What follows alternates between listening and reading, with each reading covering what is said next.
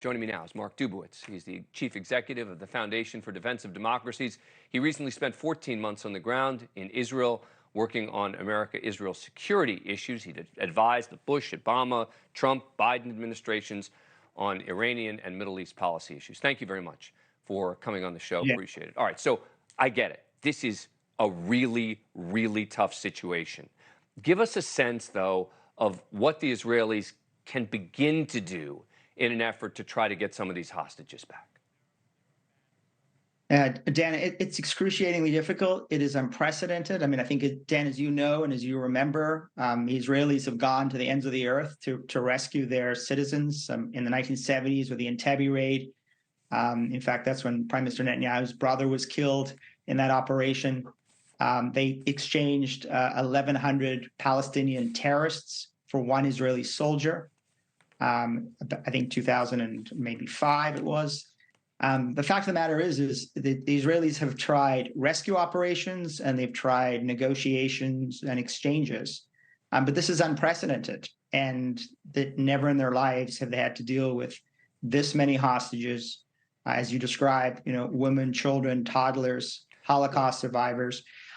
And the other consideration is the Israeli military goal, and I think we should talk about that, because it is completely at odds with what Israelis need to do in order to get their hostages back.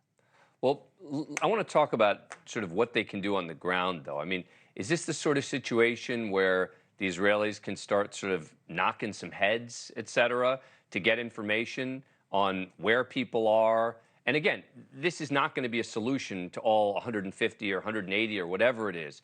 But is that the sort of thing that they're going to start doing in an effort to try to find some of them? Yeah, I would expect an Israeli incursion into Gaza. They'll be sending in special forces. They'll be sending in special units that have been involved in operating in Gaza and the West Bank and elsewhere. Arabic speakers, for viewers who watch Fauda, gives you some sense, but not a complete sense of what will be involved.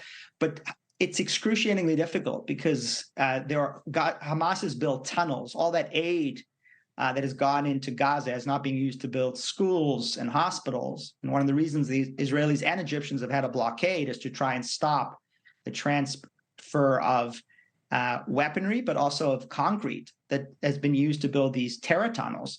And inside that labyrinth of tunnels, I imagine a number of these hostages are being held by different terrorist organizations: Hamas, Palestinian Islamic Jihad, others.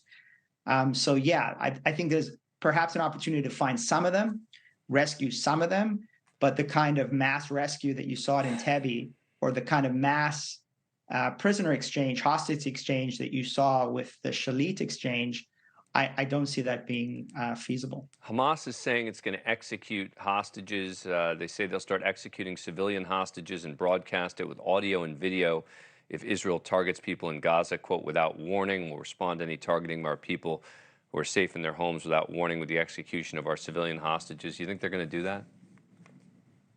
I do. I mean, I think the one thing that we need to learn about Hamas, that we need to learn about the regime in Iran, about Hezbollah, is that we need to take their words seriously. I mean, there's too often in the United States and in the Western world, we don't want to believe that they're capable of these kind of horrors. But I think, Al-Qaeda and ISIS and the kind of barbarity and brutality that we saw from those terrorist organizations in executing, beheading Americans and other Westerners should give you an indication of the kind of ideology that's at work here, and it really is. These are terrorist organizations that do not respect life. They in fact honor death. These are the terrorist organizations, Dan, you remember that, the wave of suicide bombing that hit Israel in the late 1990s, early 2000s. That was Hamas.